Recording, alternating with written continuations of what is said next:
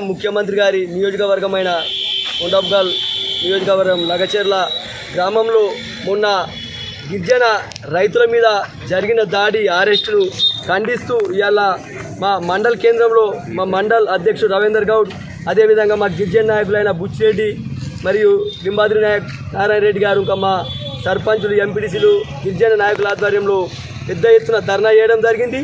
ముఖ్యమంత్రి గారు ఇప్పుడైనా కళ్ళు తెరిచి మన రైతుల మీద దాడులు, రైతుల భూమిని అక్రమంగా ఫార్మా కంపెనీలకు ఇవ్వడము కరెక్ట్ కాదు.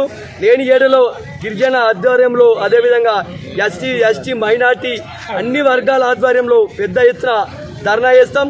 ఇప్పటికైనా గ్రహించాలి, మన ప్రజలు ఇందిరమ్మ రాజ్యం అంటే అదేదో గతంలో జరిగిన భూమి ప్రక్షాళన అనుకున్నారు. గతంలో జరిగిన ఎమర్జెన్సీ కూడా ఇందిరమ్మ గారే వేసారు కాబట్టి ఇప్పుడు ప్రజలు తిరుగుబాటు చేస్తున్నారు. ప్రతి వర్గ ప్రజలు కూడా ఇలా ప్రభుత్వానికి వ్యతిరేకంగా ఉంది.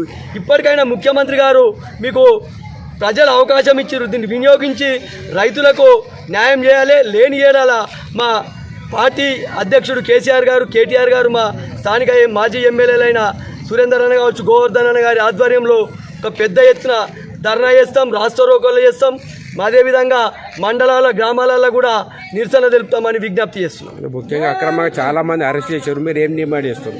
మేము వారి గిరిజన రైతుల భూమిని సీఎం ముఖ్యమంత్రి సోదరుడైన తిరుపతి రెడ్డి గారు అక్రమంగా గుంజుకుంటా అంటే అధికారులు గ్రామంలో వచ్చి ప్రజా అభిప్రాయ సేకరణ గ్రామంలో పెట్టకుండా గ్రామ పొరమెల్లో పెట్టారు కాబట్టి గ్రామస్తులు గ్రామంలోకి రమ్మని చెప్తే వచ్చినాక వాళ్ళు ప్రశ్నిస్తే కొంచెం కోపాడదాన్ని దాడి అని పెట్టి రాత్రిలో ఒక ఉగ్రవాదులను, మన తీవ్రవాదులను అరెస్ట్ చేసినట్టు అక్రమంగా మహిళలను చూడకుండా కూడా దాడి చేసింది ఖండిస్తున్నాం.